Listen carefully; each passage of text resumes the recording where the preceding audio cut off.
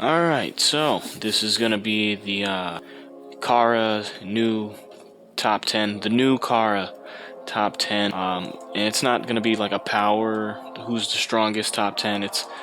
Strength is kind of impacts the ranking, I guess, but it's scaled not to strength alone, but also like the character's overall impact on the narrative, as well as just like my personal opinions and biases. So basically, where they fall on the top 10 scale is going to be, it's not just only going to signify like the strength of people, because there are going to be some characters that I have that are stronger than, that are like one place on the list, and there's people above them that are weaker than them, but that doesn't mean, you know, that the person lower, I think them is any weaker. It's just their impact on the narrative, or just my personal opinions on the character, will dictate where they are and stuff. So, and I'm obviously going to explain why people are where and stuff, but with that whole explanation out of the way, I hope everyone understands. We're going to be getting right into it. So, at number 10, I've got Deepa, and in my notes here, I would have put him higher, but like ultimately he was just like, all the hype around Deepa was just good animation and training arc. Like, so like Deepa off screen, like the stuff that we got, like that motivated Boruto and Sarada to start training, all that cool stuff is thanks to Deepa. But Deepa wasn't actually like there. It wasn't anything he directly did. It was, so. And like it was, yeah, like I said earlier, all the hype around Deepa was just good animation, so that's why he's at the bottom, and he's obviously the weakest member. So yeah, there you go. Number 10. All right, number 9, we got Victor, the other scientist guy. And this, he's pretty cool. I put him above Deepa just because it was like the way the anime portrayed it and the way the manga portrayed it. It's very differently. We got nothing on Victor in the manga, but Deepa didn't even exist in the manga. So since I'm including Deepa, I'm also going to include the anime, I guess, representation of Victor. So in the anime, this guy was trying to make a god tree with like, genetic splicing or some shit like that, some science, and just like reintroducing the god tree to the story that early on. It would have been nice to see what we were, it's good foreshadowing and stuff, and it's got impact on the narrative, and it was just, it made him a lot cooler. So what is that? That was number 9. Okay, so number 8, we got Delta, and see, Delta is just like, I don't know, her character didn't really like, deliver much other than like angry woman. And Naruto, that was actually really cool. We got to see Naruto, like, I guess you could say, take the gloves off, or put the gloves on, however you want it, you know what I mean? So but yeah, we got to see Naruto scrap up, which was cool. And Kawaki, like, we've seen Kawaki's character development, how far he's come, like giving up his arm and whatnot. So she's higher up, what I'm saying, but she's not like, I'm not gonna say she's weak, or she's like, just a little bit stronger than Victor and stuff. Like, if it was power only, she'd be probably up in like the top 5, probably at like number 5. But like, she's like, on this one, she's number 8. All right, because overall, she didn't like really impact the narrative other than Kawaki losing his arm, which you don't need to happen. There's like, I get it's a really good way to like symbolize his growth and stuff, but I mean, like, it didn't have to happen, like, but and like, even now Kawaki's got his arm back now, so it's like, it's like all that's been resolved and taken care of and stuff. And the way she went out was like, yeah. So yeah, Delta number 8. All right, so number 7 on top of Delta. This is probably gonna be like, this could be like interchangeable, what I'm saying, this person and Delta. To be honest, it's like either or. So don't come at me, or come at me, I don't really care. But Boro is number 7, and like, alright, Boro is questionable, I get it. Like, he could be number 8, but I put him at number 7 just because the guy, he gave us the new formation of Team 7. We got to see Captain Sarada. We saw her become captain of the team, like, for that little mission or whatever. Like, they all agree she'd be captain, she whipped out the Chidori and the 3 Tomoe Sharingan. So we like Boro, like, you know, like forced these characters to whip out all this stuff and like push them, you know, beyond their limits and whatnot. And if that wasn't enough to talk about, like the reason we even have Momoshiki taking over Boruto's body is we did it was in response to fighting Boro. So Boro just gave us a lot more impacting material for the narrative, you know what I mean? So that's why he's higher up than Delta. Like he like did more and without having to be like super strong, you know what I mean? So like he did more for the story, and that just like it shows that you don't have to be the strongest dude ever. You don't have to be able to blow up or to do things to like, you know, manipulate the plot and move the story forward and give us like, you know, things to digest, you know. So so that was number 7, right? So we got Deepa number 10, Victor was number 9, Delta's number 8, Boro number 7, and number 6, this one's, you know, like, wow, what? Yeah, it's like, nah, you know, nobody's like that. Nobody watches these videos. But so number 6, right, is Code, and we got Code at number 6. You know, just frankly because like not because he's, you know, like he's not because he's lacking strength. He's just lacking like development and anything like information wise. Like we know a little bit about his abilities, and he's probably got more. He's currently limited. You know what I'm saying? So like he'd be higher up if we knew more about him, but like I put him here, like he'd probably, you know, like this one and like right around here, this guy and the next Code and the next person, they could be interchangeable, but honestly I don't think so. We have to see more of the chapters. So but like, you know, I put him here because it's like, you know, he would be higher up, but like the only really interesting thing about him, what we know right now, is that he's the new leader of Kara, and he's got like this inferior karma. And yeah, so number 7, or number 6 actually. Code is number 6. So at number 5 we got Amado, and this dude is he starts the top 5 just because like he's basically been like the puppet master, like not like he's a puppet master like ninjutsu, but like he's been like manipulating like all these events so perfectly. Like he's been pulling all the strings is what I'm saying. So he's been playing like, you know, the like, you know, the puppet master behind the scenes and stuff, and like what's it called, on top of his, like, you know, he's like a super genius or whatever, he's a boss. Like the way he presents himself, like, you know, like he's always smoking, he's always like, yo bro, calm down, you know, you could try to take me out, or your son's neck could blow up, you know what I'm saying? So like the Code, not Code, Amado's amazing, dude. Like I love how like his persona, you know what I'm saying? Like we've gotten a lot of Amado, so there's a lot like more to like at least comparative to like, you know, say Victor, all the characters under him. Basically we've seen more of him, and like his we've seen more of like, you know, his personality. Plus, if you really think about it, he kind of controls the Hokage at this point in the story, because like he's basically, that's what I'm saying, he's the puppet master. He literally he's got it in a situation where he's calling the shots, even though Naruto's the Hokage. Naruto has no choice but to like kind of take this man's advice and do what he wants to do, or do what he suggests, basically. So that's why Amado's like breaking the top 5, because he's not super powerful, but if you break it down, if you want to fight Amado, you're gonna have to deal with the Leaf Village, which is like, damn. So that's pretty dope. And then let's go to number 4, breaking it in. We've got Kashin Koji, the man with the mask, the Jiraiya clone. Like, alright, like that already, like, you know, like there was already, you know, the man with the mask. What is this man's doing? We always thought it was like, oh, it's Jiraiya. You know, there was all the theories with Koji, like just impact on the narrative and like reason to like, you know, kick in, like the draw into the story, and like the impact. He was just such an impactful character because of not even like what he like not even his reveal, but like what he did when he still had the mask, because he let Kawaki get taken by Konoha just so he could study more karma, or study on the karma so he could learn more about it. And that gave us, you know, a reason for us viewers and like the audience to like see what karma can do. And it was like that wouldn't have happened if any other like Kara member came and like picked up Kawaki.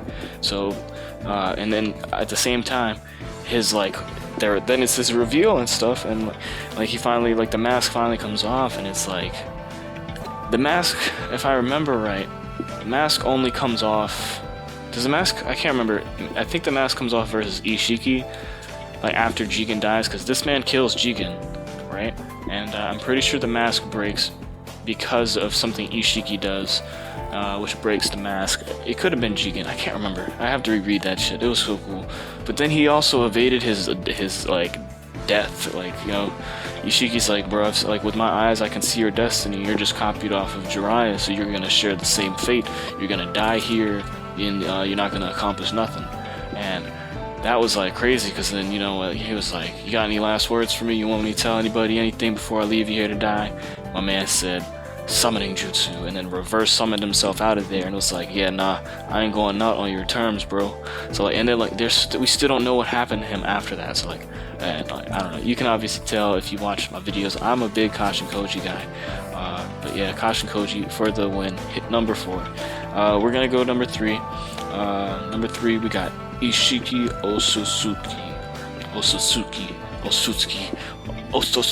I don't know, however you say that shit, right? He's just good in general, just because, yeah, he's top dog, right? Another Osutsuki, that's always great. He's like, just like his character alone, even like his impact on the other characters, you know what I mean? Which is always good, because like, this is basically ranking wise, it's more focused on the impact on your narrative than anything else. And other things, like my personal opinions in it a lot, like that's why Koji's so high up. Like, you know, like like those last 3, Koji, Amado, and Code, they're all interchangeable on any given day, but definitely Amado over Code, Koji over Amado. So yeah. Sorry, so I guess I just said it's the same thing, but you know, yeah, Ishiki, he did a good job, because he gave like us a reason to like, expand the lore, you know. He was apparently the one that gave Amado all the information on like why we know what the Ten Tails is, and like what the Osutsuki's plan is. And he also talked to Code. See, like, Ishiki did a lot of things, even in death. He went and gave Code a mission, like the will of the Osutsuki was. Like, so he just did a good job of expanding the lore. And then on top of that, he forced Naruto to go into Baryon mode. And if you look at my profile picture, you can tell how I feel about that. And what's it called? And like, I'd say he's only in 3rd, basically, just because of how they wrote him off. Like, you know, how they like, his ending was like super rushed, you know. I don't know if that was intentional or not, but it just felt like it was like kind of forced, and like it ended a little fast.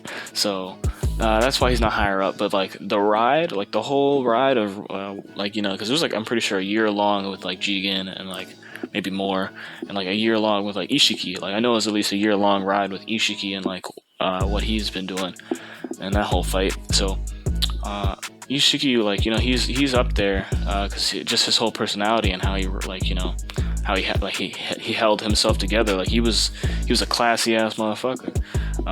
But then we got number 2.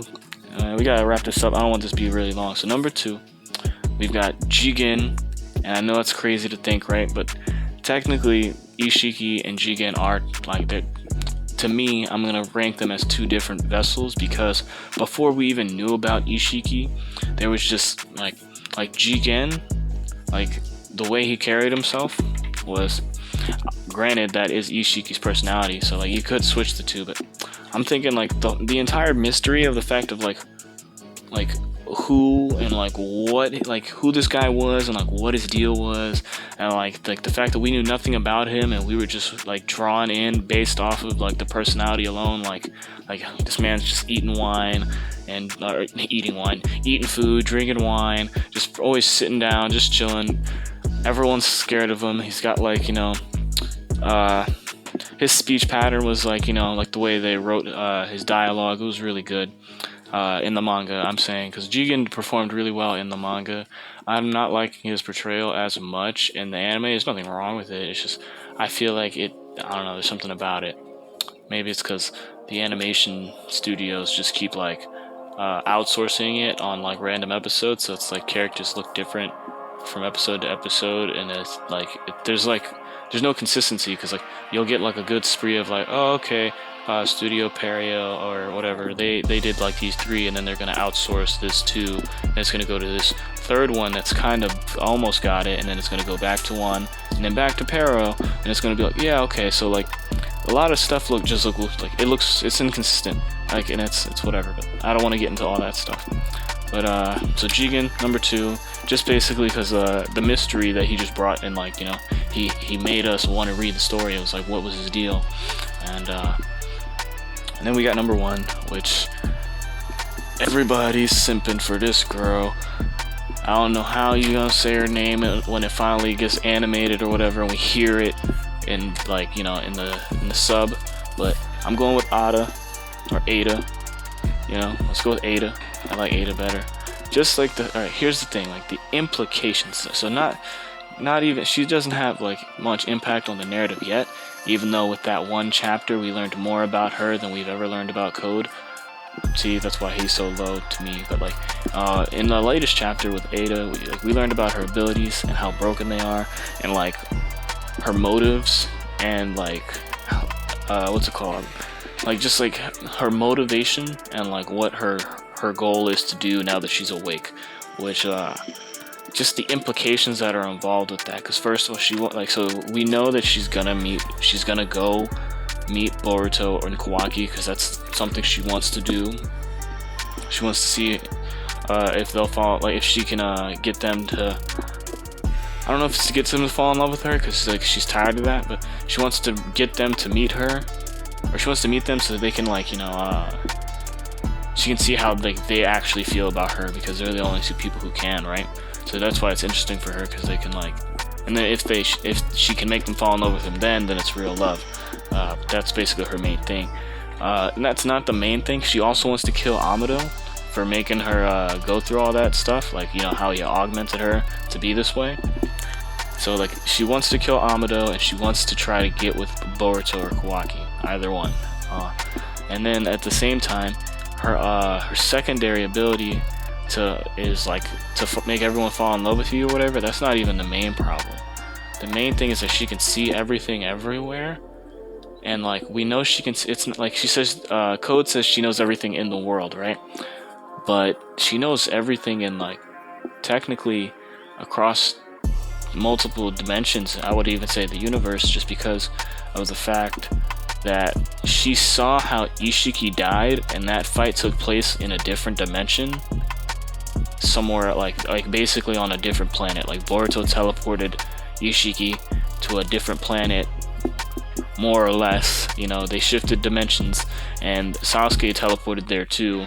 He said it must have been one of Momoshiki's realms, because Ishiki said he had no clue where they were, and Ada was able to view all of this from just waking up. I'm not sure if she can see all this while she was asleep, but like off of waking up, she was like, yeah, I already know everything that happened, because she just like, and she probably processes this stuff like instantly fast. Like I'm trying to, like, there was that one filler guy. I don't know if he was filler. Was it filler? Maybe in Bleach. I'm gonna spin off here and then we're gonna end it, but Ada reminds me of this one guy, like not per character or anything, but her ability to see everything that happened in, like, say the past, or what's happening currently. There was this one character in Bleach, and I can't remember if it was a filler scene or not, but it was like, I think in the Fullbringer arc, or right after the Fullbringer arc. No, it was I don't know. The guy who could, like, put himself, like, make you remember him, and make you, like, he could put himself in your memories. And, like, yeah, I think it was the Fullbringer. He might have been one of the Fullbringer dudes. And, like the main thing was that, like, everybody thought he was already a friend, but he had just actually used his, like, his ability to, like, put himself in your memories and be like, I was there the whole time. And, like, he knew how, like, and he used this on Byakuya? Rukia's brother or whatever. He used it in a fight with him, and he basically was like, no, you see, like, I'm your master. I was in the memories you have now are with me training you to be this good this whole time. So I know how to do I taught you everything you know, because I put myself in that slot of your memory, and he retained all that stuff, like, instantly. So, like, what if Ida can, like say she, like, you know, say someone pulls up on her, and she can just look into them and, like, their whole training regimen and everything that they've done, and know and anticipate what they're gonna do. I don't think that's gonna be too hard to implement. But her and like just the thing that she can see across other dimensions and stuff. If like I've seen some theories out there where Ada's gonna like flip sides and become a good like an ally, or like however you say, you know.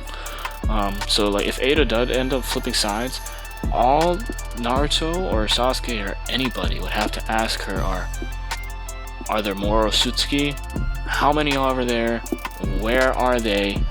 What are they doing? Like, you know what I'm saying? Like, if there is there an army? Like, you could ask her all this stuff and she would know, because she can peer into other dimensions. And I guess you could put in a, like, you know, some plot armor or whatever and be like, yeah, I can see everything here, but then there's this one thing that's like clouding my vision, and that's probably the Osutsuki homeworld, and I can't get you the information like that. And it'd be like, damn, she would have been so, you know what I mean? But like, if she, like, I don't see why you can't ask her that. Like, are there more Osutsuki out there? Who's this god creature that Ishiki was talking about? Like, you know, you could ask her anything and she would be able to see it if it was currently happening, or if it happened in the past at any relative time, relative to her age whenever she was born.